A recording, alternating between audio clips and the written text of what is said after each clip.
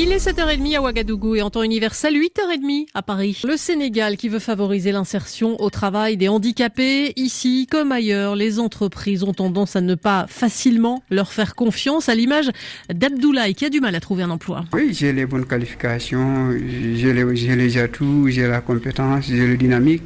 Mais moi-même, parfois, je me demande où se trouve le blocage.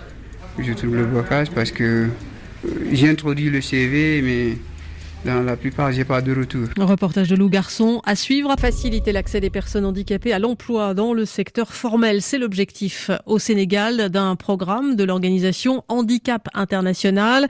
Ils sont ainsi des dizaines de travailleurs handicapés à avoir pu intégrer une grande entreprise, une PME ou des services de l'État sénégalais depuis la mise en place du programme.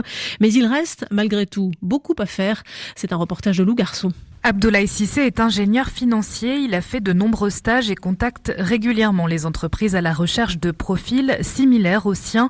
Mais le jeune homme qui se déplace à l'aide de béquilles est toujours à la recherche d'un emploi. Oui, j'ai les bonnes qualifications, j'ai les atouts, j'ai la compétence, j'ai le dynamique.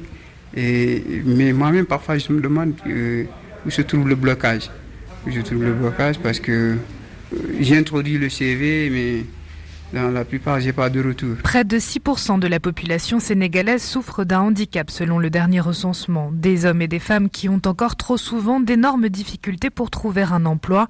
Boubacar Diallo garde les séquelles d'une polio dans ses recherches professionnelles.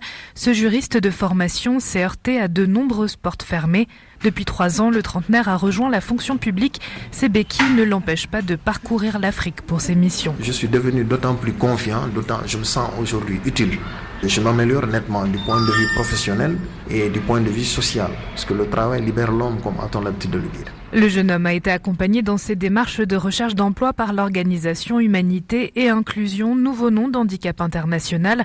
Roraïa Diop est la chef de projet accès au travail inclusif des personnes handicapées, dont l'un des objectifs est de susciter l'intérêt des employeurs du privé et du public pour les jeunes diplômés en situation de handicap. C'est à l'épreuve, c'est dans l'expérience de tous les jours, dans la pratique, que les collègues se rendent compte que le collègue handicapé est comme lui, et qu'il est là parce qu'il a des compétences à faire valoir. Et les jeunes travailleurs handicapés s'organisent pour aider la nouvelle génération. Responsable informatique au sein d'un ministère sénégalais, Radim Talla est le président d'handicap.sn, une association qui met en relation des professionnels et des diplômés. Pour montrer aux jeunes politiques que l'handicap n'est rien d'autre que c'est juste une incapacité soit physique, soit mentale, mais ça n'empêche pas de réussir dans la vie, ça n'empêche pas d'avoir un emploi. Un article de la loi d'orientation de 2010 demande à l'État sénégalais, les organismes publics et privés de réserver aux personnes handicapées, je cite, les emplois qui leur sont accessibles dans la proportion de 15% au moins. Pour une application de ce texte, les associations appellent à une signature rapide des décrets d'application. Lou Garçon,